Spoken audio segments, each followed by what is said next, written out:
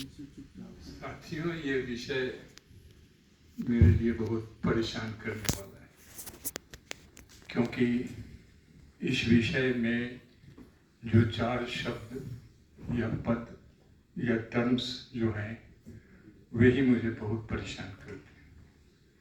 पहला है आदिवासी, दूसरा है समाज, तीसरा है हम और चौथा है सीखना।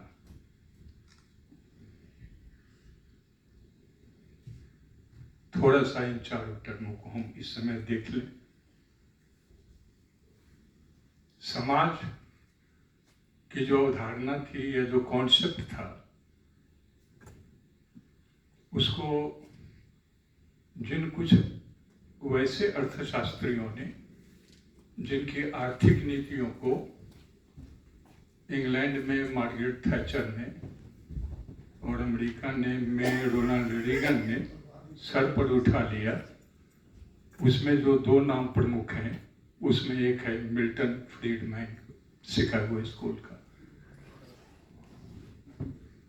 यह जो सोसाइटी शब्द है, इसी को खारिज किया गया और जिसे आप कैपिटलिज्म कहते हैं या पूंजीवाद कहते हैं, ये पूंजीवाद सोसाइटी को खारिज करता है।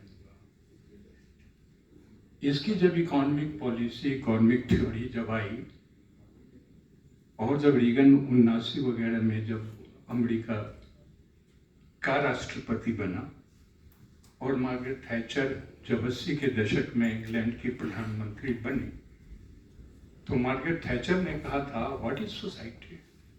सोसाइटी है क्या? सोसाइटी कुछ नहीं, क्योंकि सोसाइटी जिन समान लोगों के समूह से बनती है और जिसे आइंस्टाइन ने अपने समय में कहा था कि यह मेरे जीवन का सबसे पहला और अंतिम मूल्यवान शब्द है, क्योंकि हम सब कुछ सोसाइटी से ही प्राप्त करते हैं और देखना यह चाहिए कि हम सोसाइटी को देते क्या है।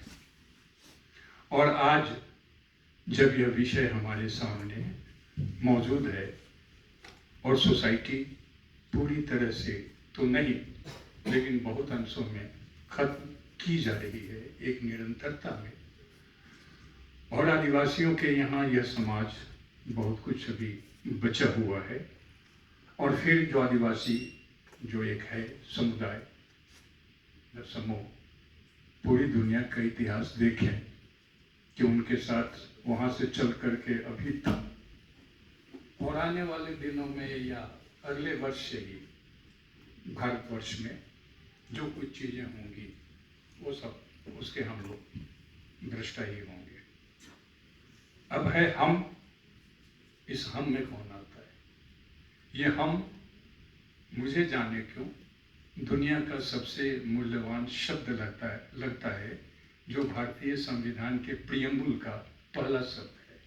हम भारत के लोग, we the people of India. जिस देश के हम लोग बाशिंदे हैं या नागरिक हैं, उसमें हम, ये जो प्लूरिटी है, ये जो बहुवचनात्मकता है, उसी पर प्रहार किया जा रहा है।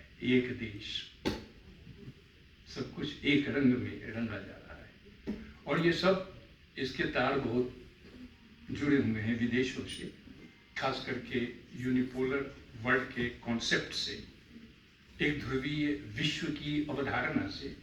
और एक ध्रुवीय विश्व की जो अवधारणा है वो न्यू इकोनॉमिक पॉलिसी कहिए या न्यू लिबरल इकोनॉमी कहिए, उससे वो अटैच्ड है, संयुक्त है। और तब एक चौथा शब्द आता है, सीख सकते हैं। भारतवर्ष में कोई सीखने के लिए तैयार नहीं।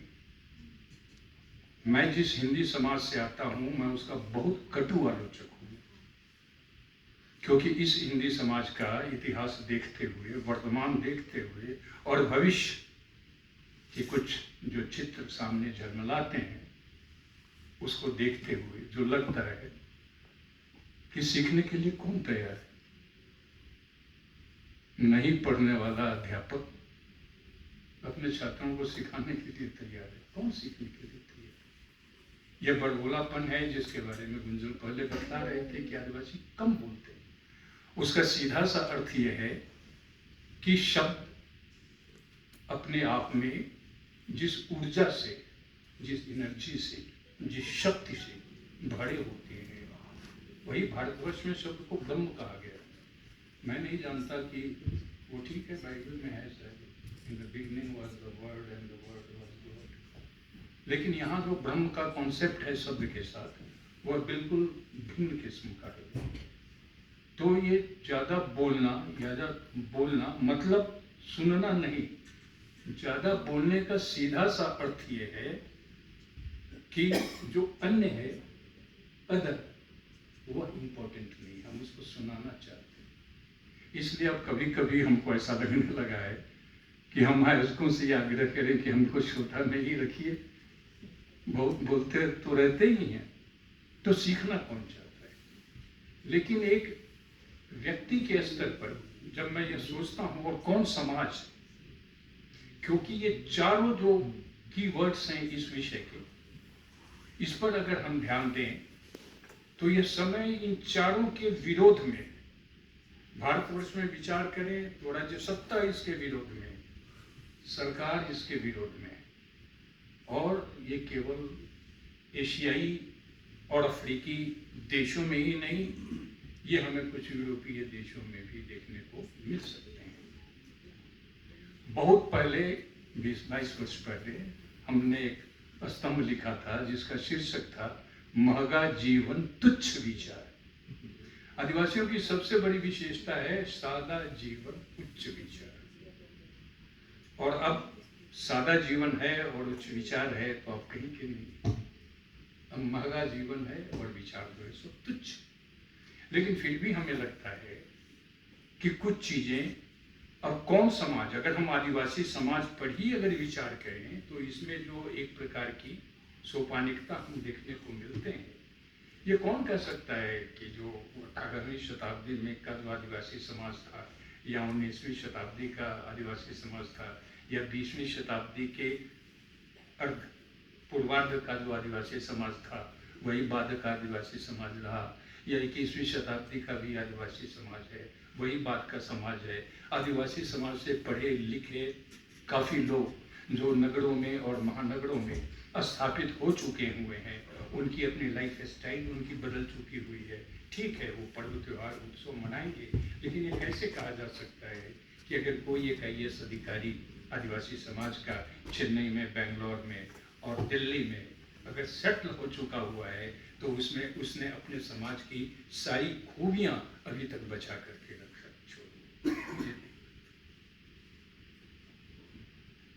तो लगता है कि हम क्या सीख सकते हैं, तो मुझे लगता है कि जो हम सीख सकते हैं वह सरलता, सहजता, स्वच्छता, सामुदायिकता, सजीविता, हम ये सीख सकते हैं। और ये बहुत बड़ी बात है। यह समय सहज लोगों का नहीं। अगर आप प्योर मनुष्य हैं, 100% मनुष्य हैं, तो इस धरती पर हाँ अपवाद हैं कि लोग आपको गले लगा लेंगे, चूम लेंगे, लेकिन बहुत कम लोग। मिलावटी समय है ये। इस मिलावटी समय में, सहजता में क्या मिला करके उसको कितना आप तरल बना देते हैं। ये व्यावसायिक युग है, ये बाजार है। हमें स्वीकारना चाहिए, हम जिन प्रश्नों पर विचार करते हैं उन प्रश्नों पर हमें उस तरह से विचार नहीं किया जाना चाहिए, नहीं करना चाहिए, जो कि अकादमिक संस्थाओं में हुआ करते हैं, जिनका अब मेरी दृष्टि में कोई विशेष मतलब नहीं है, क्योंकि जो जमीनी वास्तविकता है उस जमीनी वास्तविकता से हम पूरी तरह से अलग थलग होते हैं। ये सहजता, ये तो कबीर ने बहुत पहले कहा था, सहज सहज सब ही कहे, सहज न सिन्ह कोई। ये 600 वर्ष पहले जब सहजता को इस रूप में देखा जा रहा था। अगर आप बिल्कुल सहज हैं तो आज माना जाएगा कि मूर्ख हैं, लेकिन आदिवासी समाज मूर्ख समाज नहीं है। उस समाज को समझना ही अपने आप में बड़ी बात है। मैं आदिवासी गांव में कभी भी 2 दिन जाकर के रहा नहीं, इच्छा लगती है कि काश कोई ले जाता, कुछ भी किसी तरह बढ़ा देते। लेकिन ये सहजता जो है, एक सिंपलिसिटी सिंपलिसिटी जो है, सरलता जो है वो, और स्वच्छता, अपने से स्वावलंबन, अपने से 3-4 कमरे का फ्लैट या धरती पर मकान है तो वो उसको साफ सुथरा करने के लिए हमने कुछ लोगों को रखा है। हम हाथ से गंदगी हम उत्पन्न करते हैं और गंदगी को साफ करने वाले दूसरे रहते हैं। ये आदिवासी समाज में ये डुअल कैरेक्टर नहीं चाहिए, ये करने दीजिए, हिपोक्रेसी नहीं, ये बहुत बड़ी बात है। इस बात से आदिवासी समाज को भी अपने समाज को बचाना होगा, क्योंकि उनके भीतर भी एक ऐसा तबका बन रहा है या बन चुका हुआ है जो अपने जीवन के, आदिवासी जीवन के मूल्यों से, विचारों से, उसकी धड़कनों से और उसमें जो भी अच्छाइयां हैं उन अच्छाइयों से अलग थलग या विलग होकर के वह एक दूसरी दुनिया में प्रवेश कर चुका हुआ है जो बिल्कुल मजाक की दुनिया है, चकमक की दुनिया है। तो ये सरलता सीखनी चाहिए, ये स्वच्छता, कितने साफ सुथरे ढंग से अपने घरों को रखते हैं। वो संपन्न, आर्थिक दृष्टि से वो उतने संपन्न नहीं है। हम आर्थिक दृष्टि से संपन्न लोगों को घरों में जाकर के देखें, क्योंकि उनके यहाँ घर का कॉन्सेप्ट ही नहीं है। आदिवासियों के यहाँ घर है, परिवार है, समाज है, समुदाय है, और ये सब एक सूत्र में बंधे हुए हैं और गूंथे हुए हैं। हमारे यहाँ के ये सारे कॉन्सेप्ट खत्म होते जा रहे हैं। न घर है, घर सामान से नहीं बनता है। ये किसने कहा है? शायद आगे का कथन है, घर लौटने के लिए होता है, एक छां की तरह, एक वृक्ष की तरह। वहाँ सारी सुविधाएं हैं, अच्छे खासे होटलों की, लेकिन मैं उसे घर नहीं मानता। मैं कहता हूँ वहाँ ये सुविधा संपन्न है, ठिकाना है, आवास है, बंगला है, जो कह लीजिए, वहाँ घर है। और यह समय घर को नष्ट करने का ये समय है। बिल्डर्स ने किस तरह से घरों को नष्ट किया है वो देखिए, और आगे भी नष्ट करेंगे। घरों को क्या नष्ट करेंगे, शहरों को भी नष्ट कर रहे हैं। और जो पॉलिसियां बनती हैं, जो नीतियां बनती है, वो किसके समर्थन में बनती है? मैं कभी कभी सोचता हूँ तो परेशान होता हूँ। कहने का थोड़ा मौका दीजिए और इजाजत भी मैं आपसे चाहता हूँ कि आदिवासी समाज से आने वाले जो विधायक, जो सांसद, जो मंत्री वगैरह जो होते हैं, वो क्या आदिवासी समाज के गुणों को अपने भीतर अभी भी 100% समोए हुए हैं? नहीं, मुझे ऐसा नहीं लगता। वे दूसरे रंग में चले जाते हैं। इसलिए ऐसे विषय पर जब हम विचार करेंगे तो एक विचार तो अकादमिक ढंग का हो जाएगा सब कुछ। तो रामदयाल मुंडा तो अपवाद थे, नगाड़ा पीट रहे सब कुछ। मुझे याद है कि जब मैं भागलपुर विश्वविद्यालय में हिंदी का अध्यापक था तो मैंने अपने एक सीनियर कलीग के साथ, मैं रिक्शे से चल रहा था और शहर की एक चौक पर मैंने रिक्शा रोका और ये कहा कि चलिए वहाँ चाय पीते हैं। मैं अक्सर अब भी जाता हूँ सवेरे तो उसको खोजता हूँ, पिता नहीं है, पुत्र है, चीजें बदली हुई। वो चौंक गए, उन्होंने कहा कि वहाँ मतलब वहाँ जाकर खड़े होना, खड़े होकर चाय पीना या बेंच पर बैठ कर के चाय पीना, प्रोफेसर होकर के ऐसा, ये डिस्टेंस। आदिवासी समाज में डिस्टेंस नहीं, समीपता है। और ये समय आप जिसके साथ आप थोड़ी ही देर के लिए होना चाहें, समीप होना चाहें, कोई आवश्यक नहीं है कि वो भी आपके साथ समीप होना चाहिए, कोई आवश्यक नहीं। ये सब दुर्लभताएं हैं, दुर्लभ गुण हैं, दुर्लभ वैशिष्ट हैं, कैरेक्टरिस्टिक्स हैं, नष्ट होती जा रही। मैं जब भी आता हूँ, एक अच्छी चीज मैंने यहाँ ये देखी है कि इतनी, और उसका मैं जितना श्रेय रंजन जी को दूंगा वो बहुत कम होगा, क्योंकि जो यंग जनरेशन है, जो युवा तबका है आदिवासी समाज का, वो काफी जागरूक है। अब उसे बैलेंस करना होगा, क्योंकि वो सभी शहर में ही होगा, जिनका ये सारी चीजें। अब वो बैलेंस कैसे करते हैं, संतुलन की स्थिति? पूरा आदिवासी समाज पूरी पृथ्वी को ध्यान में रखकर जीवन जीता है। ये कहने के लिए ऋग्वेद से चारों समाज कर दें, उसका पृथ्वी सूक्त ला करके रख दें, लेकिन पृथ्वी को तो नष्ट कर दिया गया। जीव जंतु पेड़ काट दिए गए, जंगल खत्म हो गए। यही ना नारा था, जल जंगल जमीन का नारा। इस 3 पर ही अगर विचार कीजिए, एक एक चीज पर, चाहे वो छत्तीसगढ़ का हो या झारखंड का हो, विथ फुल फैक्ट्स और डाटा के साथ, आंकड़ों के साथ, तो जल कहाँ गया? यहाँ की नदियां कैसे सूखी, नदी ने बाना कैसे समाप्त कर दिया, खत्म। जंगल कितने कटे, किसने काटे, क्यों काटे? तब जब सब कुछ खत्म ही कर दिया जाएगा तो सब कुछ प्रदूषित हो जाएगा। आदिवासी समाज इतनी दूषित प्रदूषित हुई। मैं जब उसके बारे में सोचता हूँ तो अकेले में रोना जैसे आता है, क्योंकि मैं देखता हूँ कि तलवारें तो लगातार लटकी हुई, आगे भी लटकी रहेंगी। हम बोल जितना ले, हम शायद कर नहीं कुछ पाएंगे, और कर नहीं कुछ पाएंगे इतना निराश नहीं होना चाहिए। कुछ कर पाएंगे तो सामूहिकता, जैसे कलेक्टिविटी है, यह आदिवासियों की सबसे बड़ी विशेषता है। सबसे बड़ी विशेषता नृत्य की, यह विषय इतना विस्तृत है कि इसमें सभी आदिवासी कलाएं, आदिवासी साहित्य, पर्व त्योहार, सारी चीजों को आप शामिल कर दे सकते हैं। आप सारे नृत्य देख लीजिए, भरतनाट्यम देखिए, कुचिपुड़ी देखिए, मणिपुरी देखिए, सभी बहुत अच्छे नृत्य हैं। मैं अक्सर सोचता हूं कि क्या कोई आदिवासी नृत्य ऐसा है जो एक ही व्यक्ति का? नहीं, शायद नहीं। एक पुरुष इधर कुछ आगे हो, वो एक सामूहिक है, वो सामूहिक नृत्य।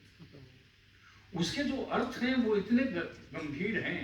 जब सरहुल में यहाँ चलता है और केवल आप हाथ में हाथ रखे देखिए, कतार में ऐसे बांधे देखिए, एक पांव आगे जा रहा है, फिर ऐसा गति की, तो ये गति का सौंदर्य है। ये हाथ में हाथ, शक्ति का संबंध है, साथ का संबंध है। आदिवासी समाज तो अपने में इतने अर्थों को संजोए हुए हैं कि काश हमारा समाज उसे देख सकता, हमारी व्यवस्था उसे देख सकती। आदिवासी समाज एक लोकतांत्रिक समाज है, और भारतवर्ष दुनिया के 2 बड़े लोकतांत्रिक देश, संयुक्त राज्य अमेरिका और भारत, जो प्रत्येक वर्ष दुनिया के देशों की, जो लोकतांत्रिक देशों की जो सूची बनती है, उसमें अमेरिका और भारत जो है क्लाउड डेमोक्रेसी में है, त्रुटिपूर्ण लोकतंत्र। भारतवर्ष में लोकतंत्र नष्ट हो रहा है। दिल्ली में और दूसरी जगह जो बैठे हुए आदिवासियों के जो प्रतिनिधि हैं, लोकतंत्र को आदिवासी बचा सके, ये पूरी तरह से लोकतांत्रिक समाज है। लेकिन क्या किया जाए, सीखने को तो बहुत है। कोशिश करते हैं कि हम अपने जीवन में थोड़ा उतारें, जितना भी। धन्यवाद।